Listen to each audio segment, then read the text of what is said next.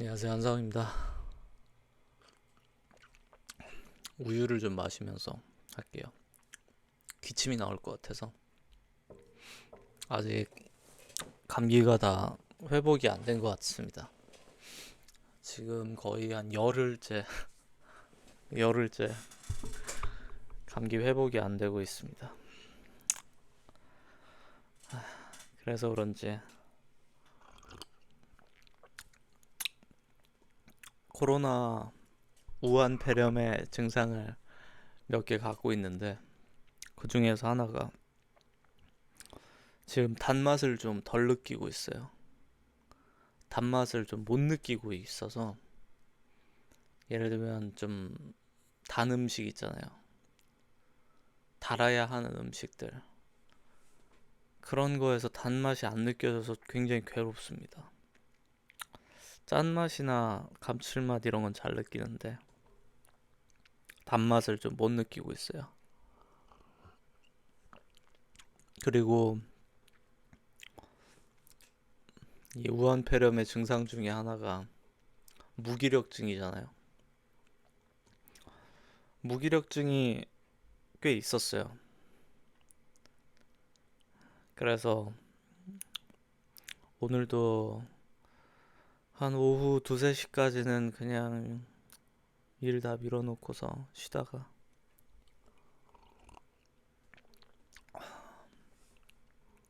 유일하게 좀 잘한 게 있다면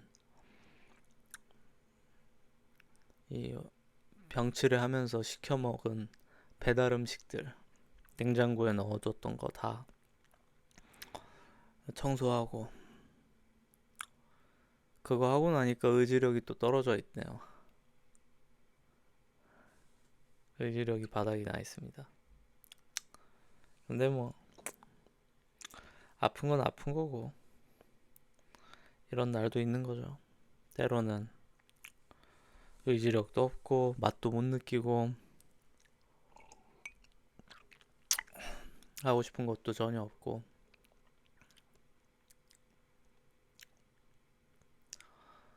어쨌든 올해가 다 끝났습니다.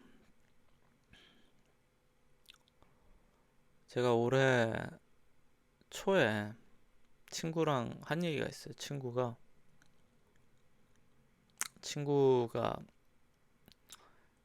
사주팔자를 믿는 친구가 있어서 그 친구랑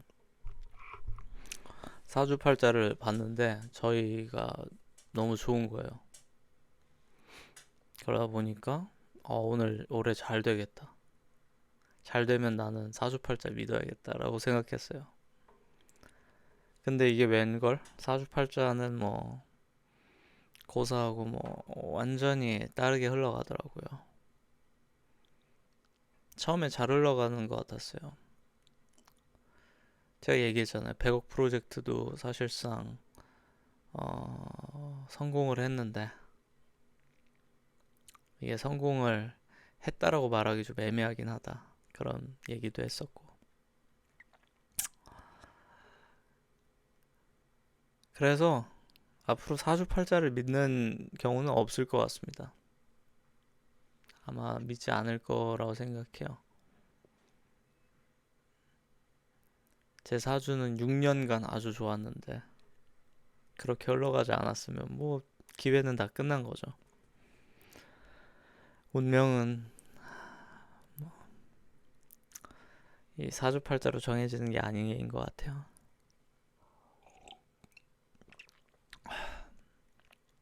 제가 연말마다 매번 보면은 그런 거 많이들 하더라고요. 회고를 많이들 하더라고 사람들이. 근데 회고라고 말하면서 대부분 자랑이에요. 회고가 아니라 자랑이에요, 자랑. 그래서 뭘 그렇게 자랑할 게 그렇게 꼼꼼하게 많은지 잘 모르겠어요. 별로 자랑할 것 같아 보이지도 않는데.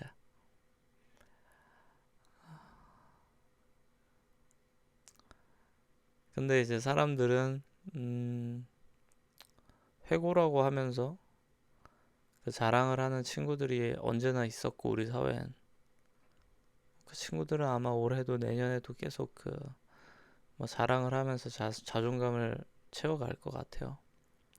뭐 그런 거죠.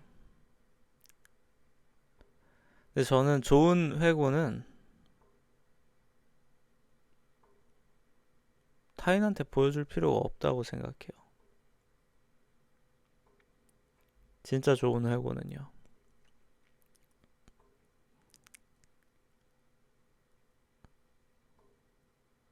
인간이 성장함에 있어서 단 것과 쓴 것의 비중을 따져보면은 단 것이 인간을 성장하게 할 거라고 저는 생각하지 않아요. 흔히들 옛날 사람들은 짧게 살고 대신에 엄청 어린 나이에 더 성장해 있었죠. 훨씬 더 책임감도 많이 갖고 있고 더 어른스럽고. 전 그게 사회가 단맛이 많아졌기 때문이라고 생각해요. 말랑말랑하잖아요. 소프트하잖아요. 옛날만큼 힘들지 않잖아요, 솔직히. 힘듦의 결이 다르잖아요. 급도 다르고. 그러다 보니까 목적을 한번 생각을 해보는 거죠. 목적. 무엇을 위한 회고인가? 난 올해도 이렇게 잘난 놈이었어 라고 자랑하기 위한 목적이면은 그 자랑의 목적만 달성하고 끝날 거예요. 근데 자신의 과오를 한번 되짚어보고 반면 선생으로 삼을 사건들은 없었는지 돌이켜보는 목적이라면, 그러면은 다뤄지는 내용이 많이 달라지겠죠. 그래서 저는 사람들이 보통 성공에 대한 이야기를 하는 걸 좋아하고 얼마나 뭐 대단했는지 얘기를 좋아해요. 대부분은 그걸 떠드는데 시간이 다 지나갑니다. 근데 전 그 반대를 더 좋아해요. 내가 애썼는데 잘 안 됐던 게 뭐였는지, 그런 얘기요. 왜냐면 그 안에 배울 게 있거든요. 그 안에 그 사람의 진면목이 있고요. 대부분의 사람들은 쉽게 교만해져서 어떤 상황이 잘 될 때는 내가 잘해서 라고 생각하고, 어떤 상황이 안 됐을 때는 남이 잘못해서 라고 생각해요. 근데 보통 그 반대잖아요.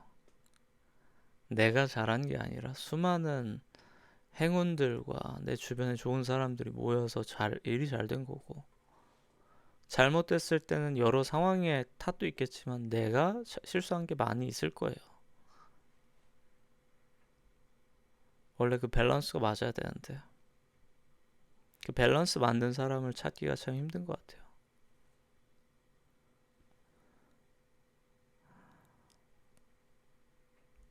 제가 사람들을 쭉 만나면서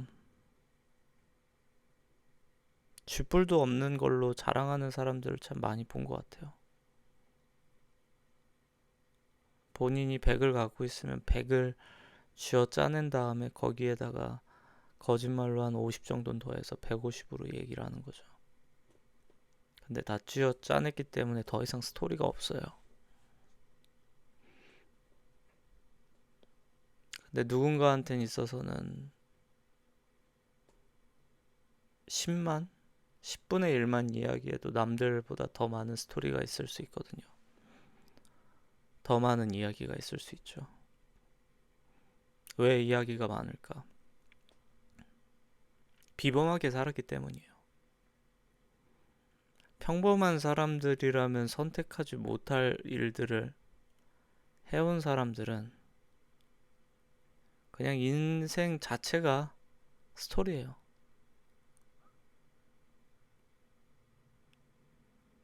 결국은 고난을 대하는 태도가 차이가 나는 거죠. 고난을 대할 때 그걸 감추거나 아니면 남 탓으로 돌리거나 자랑이 안 되는 것들은 다 치우기 급급한 행동이 있고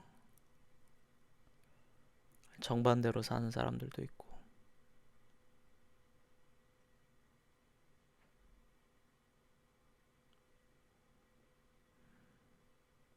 그런 면에서 저는 회고록을 자랑록을 올리는 놈들을 별로 좋아하지는 않아요. 진짜 진짜 회고는 남한테 보여줄 필요가 없어요.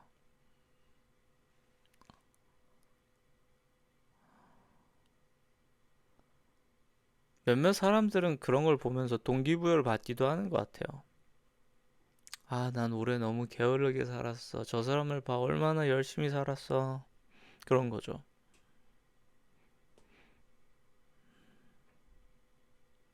근데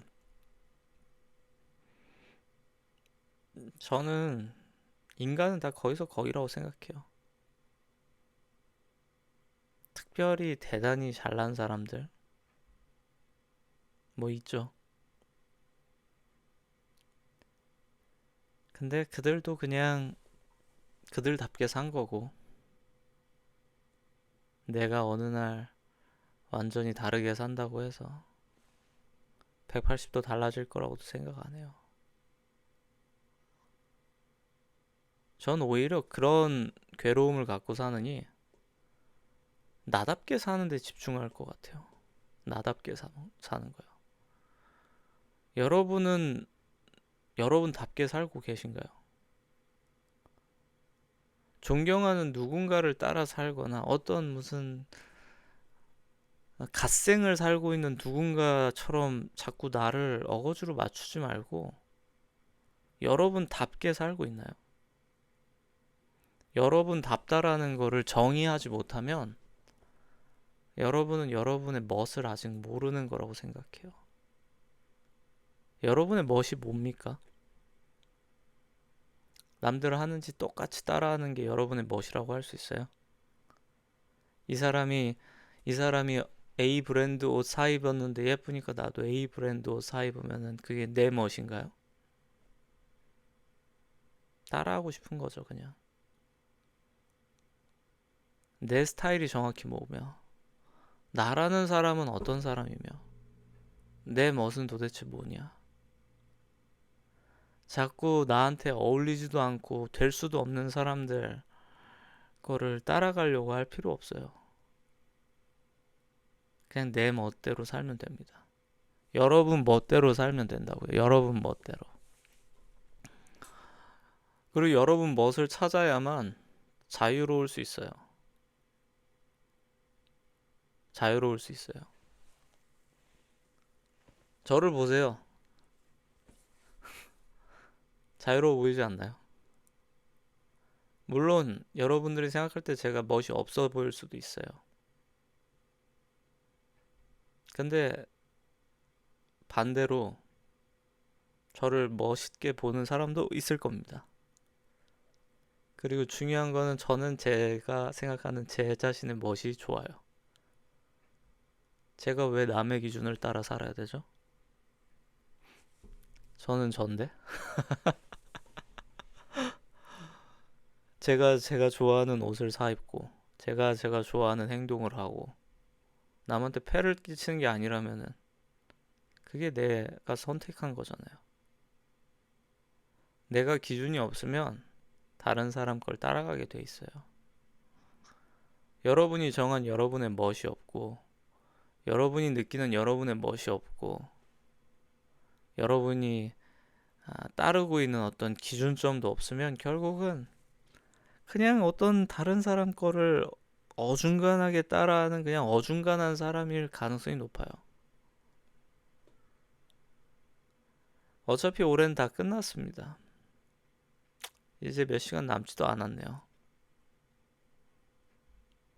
여러분, 인생 살면서 해야 될 일이 뭔지 아세요? 여러분답게 사는 거예요. 나답게 사는 거예요. 나답게. 누구의 딸, 누구의 아들, 누구의 엄마, 누구의 아빠, 그런 사회적으로 정의하는 것들도 있겠지만은 가장 먼저 내 자신이 돼야 돼요. 내 자신이 될 때에만 나를 온전한 그대로 세상 밖으로 보여줄 수 있고, 그리고 그 모습을 사랑해주는 사람을 만나기도 훨씬 쉬워요. 가면을 쓰고서 사는 사람들이 많거든요. 실제로 좋아하는 거는 다른 건데, 남들이 다 저걸 좋아하는 것 같으니까 나도 그냥 좋아하는 척 하는 거예요. 가면 쓰고 사는 거죠. 아우, 나는 소맥 안 좋아하는데 다들 소맥 좋아하니까 나도 그냥 소맥 좋아하는 척하고 먹고, 이런 건 거예요.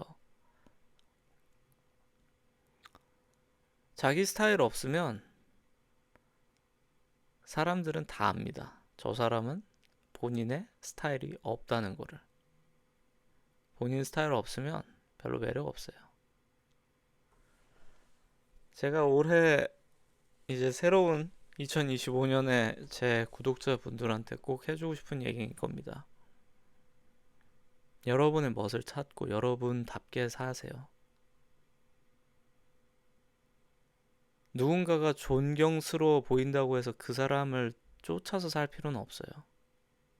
그냥 그 사람은 여러분이 갖고 있지 않은 어떤 성격적인 아니면 유전적 기질을 갖고 있어서 그게 쉬운 사람일 수도 있어요. 여러분이 부러워하는 걸 저 사람이 쉽게 한다고 해서 여러분이 그 사람이 될 필요는 없어요. 여러분은 반대로 다른 사람들이 부러워하는 거를 여러분만은 쉽게 해낼 수도 있어요. 이건 상대적인 거거든요. 결국 내가 잘하는 걸 하고 내 멋을 찾아야 돼요. 모두가 인스타그램에서 폼나게 하는 거 본다고 해서 나도 꾸역꾸역 인스타그램 할 필요는 없는 거예요. 뭐 소셜 플랫폼이 인스타그램만 있나요? 내가 잘할 수 있는 거 딴 거 하면 되지 뭐. 꼭 그거 해야 돼. 갈 필요 없어요. 남들이 다 사는 옷 꼭 사야 됩니까? 나하고 안 어울리면 입으면 오히려 마이너스예요. 남들 다 캐주얼로 입을 때 나는 수트핏이 좋아. 그럼 수트 입는 거예요. 다들 포멀하게 입을 때 나는 좀 캐주얼하게 가고 싶어. 그럼 캐주얼 입는 거예요. 본인한테 멋이 있는 거죠. 본인한테 맞는 브랜드가 있는 거고, 본인한테 맞는 라이프 스타일이 있는 거고. 이도저도 아닌 멋을 추구할 필요도 없고요. 이도저도 아닌 그런 추종을 하면서 살 필요도 없어요. 회고랍치고 자랑할 필요도 없고. 정말로 해야 될 건 뭐냐? 내가 나답게 살아왔느냐, 올해. 정말 내가 나답게 살아왔느냐. 인간으로서 나의 멋과 나의 인격과 과거의 행동들이 정말 좋았냐? 아니면 좀 부끄러웠냐? 부안해동해서 남들이 하자니까 그냥 했고 후회한 적은 없었냐? 그런 걸 되돌아봐야 되는 거죠. 근데 원래 자기 줏대가 없으면은 그렇게 살게 됩니다. 그러면 폼이 안 나요. 전 여러분이 꼭 폼을 찾았으면 좋겠어요. 폼 난다라는 거의 의미는 모두가 달라요. 피아니스트는 피아노를 칠 때 가장 멋지고, 바이올리니스트는 바이올린을 할 때가 제일 멋지고, 개발자는 개발을 잘할 때가 멋지죠. 배우는 무대에서 멋진 거고, 운동선수는 경기장에서 멋지고요. 사람마다 멋져야 될 순간과 멋질 필요가 없이 땀을 흘려야 되는 순간은 다 달라요. 내 멋을 찾고 내가 땀을 흘려야 될 곳에 땀을 흘리면 됩니다. 그게 새해에 여러분이 하셔야 될 일이고, 그리고 그 나다움을 찾으면 아마 여러분은 상당히 매력적인 사람으로 살 겁니다. 나답게 사는데 별로 친구가 없는데요? 라고 할 수 있어요. 그럴 리 없습니다. 보통 스스로를 밝히면 이런 현상이 생겨요. 스스로를 밝히면 여러분의 진면목 때문에 여러분하고 멀어지는 사람이 생겨요. 당혹스럽겠죠. 제 애니메이션 안 좋아하는 줄 알았는데 완전 애니메이션 엄청 좋아했었네.